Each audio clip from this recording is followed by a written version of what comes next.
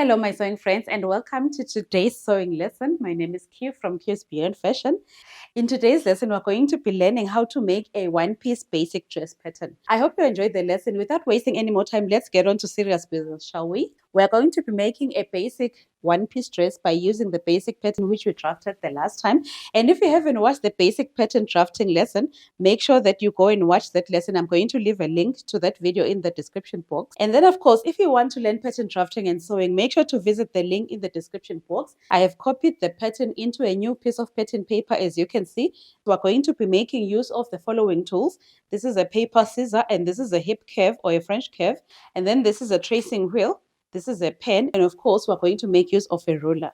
We are going to be making use of the skirt measurements. We are going to need the waist circumference, the hip circumference, the waist to hip measurement, the waist to knee measurement, and also the bust span. But we're not going to make use of this one because we already have the measurement, which is this one right here. So when you're tracing the basic measurements onto the fresh piece of pattern paper, make sure that you leave enough room in between them because the hip circumference is wider than the bust circumference. So we are going to need some more room in between so that the patterns do not overlap. In my case, I left about 5 inches in between.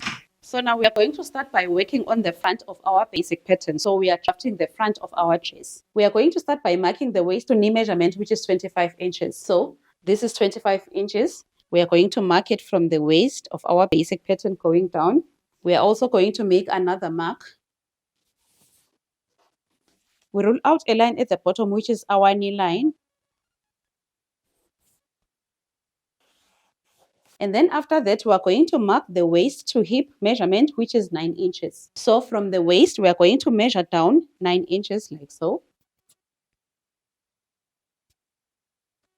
Again, from this point, we measure 9 inches down. And thereafter, we draw a straight line using a ruler. Make sure the line is a bit longer than the waist, as you can see. Next, we are going to look at the hip circumference, which in our case is 46 inches. If you remember, well, when we were drafting the basic pattern, we were adding 1 inch for ease. So even now, we are going to do the same thing. We are going to say 46 inches, and then we add 1 inch for ease, and we are going to get 47 inches. So we are going to say 47 inches. We are going to divide that by 4. If we divide 47 by 4, the answer is going to be 11.75 inches. We are marking 11.75 inches like so. And then we also come to the knee line. We are also going to mark the same, which is 11.75 inches. Next, we are going to join these 2 points with a straight line. And then next, we are going to join this point onto the waist. We are going to use a curved ruler like this one. Next, we are then going to come back and measure this distance, which is from the bust point to the center front. We are going to measure in a straight line like so. And in my case, it is roughly 4.9 inches. So I'm going to measure the same thing here, which is roughly 4.9 inches like so. And then I'm going to make a mark along the hip line. Then next, I'm going to join this point to this point using a dotted line.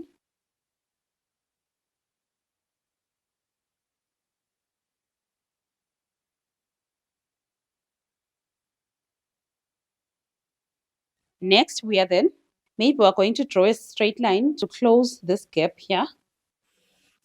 And then now we're going to mark the depth of our dart on the skirt. So for the front, the depth of our dart is normally 4.5 inches. That is a standard measurement. So we are going to mark 4.5 inches like that. You can make it longer if you want. So I'm just going to make 5 inches in my case, but you can make it 4.5 if you want. That's entirely up to you. And then next, we're going to finish off the front of our waist dart.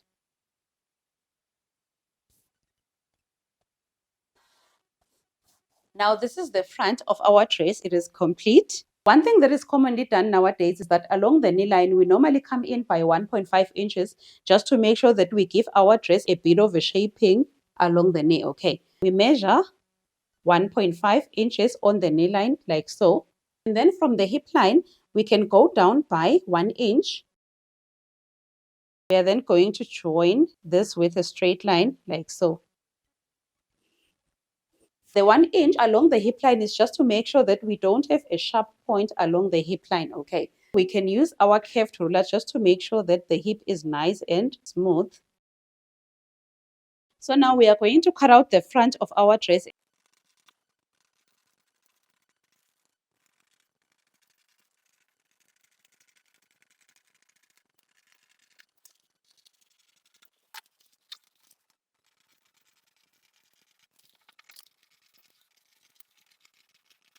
We are going to put the front aside and start working on the back. We are going to draft our back dress from the basic bodice. Just like we did on the front, the first measurement that we are going to mark is the waist to knee, which is 25 inches. But in our case, we've already marked the waist to knee or the knee line. We did it the last time when we were drafting the front, so we are going to make use of the same line.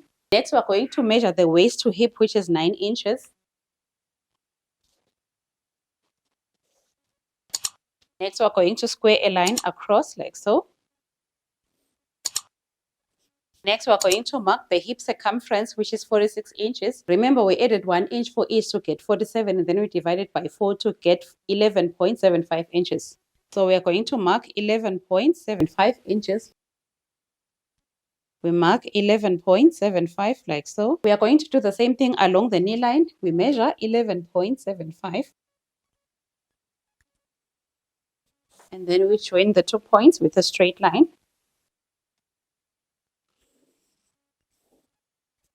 Next, we are going to join this point to the waistline. We are going to make use of the curved ruler.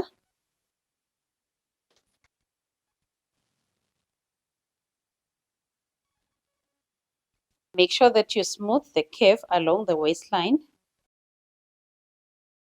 You do notice that the curve from the waist to the hip is a bit deeper on the back when you compare with the front, okay? The front has got a slight curve. That is because the front of our basic pattern is a bit bigger, especially along the basic bodice. It is to accommodate the bust along the front. And even the waist dart along the front is bigger than the waist dart on the back. Just thought I should clarify that. Now that we have drawn the hip line, next we are going to measure the distance from this point to the center back. And the answer in my case is 4 inches. So I'm going to come down to the hip line and measure 4 inches like so. And then make a mark.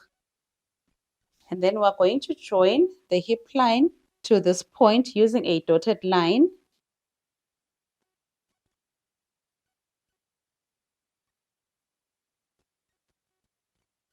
And then next we are going to mark the depth of our waist dart on the skirt. We are going to close this opening using a straight line. And then we're going to mark the depth of our waist dart.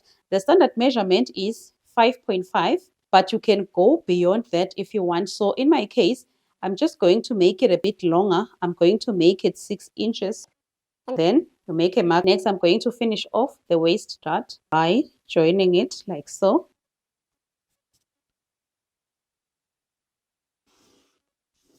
So that is the back of our dress. We are going to label it as the back.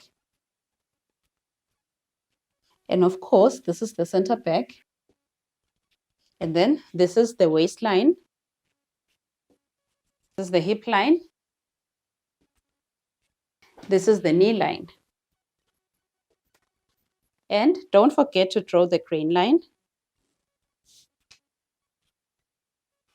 Next, we are going to cut out the pattern.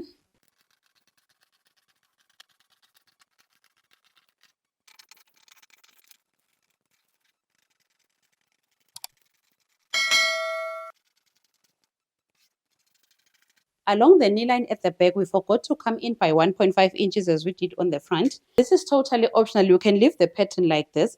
But if you want, you can do as I did on the front and simply measure the 1.5 inches like so. Even though it depends on how much you want to come in. Some people prefer to come in by 1 inch, 1.25 or even 1.5. That is totally up to you. And then along the hip area, we go down by 1 inch as I'm doing now. And then we use our ruler to join the point onto the hip line like so.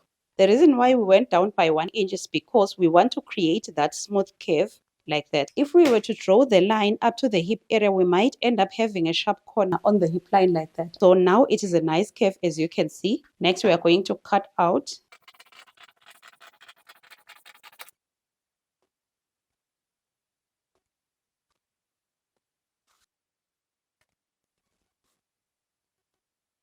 As you can see now, this is the back and this is the front of our basic dress. Thank you for being a part of the class. I hope you enjoyed it. Leave us a comment down below and subscribe to the channel. See you in our next lesson. Ciao, ciao.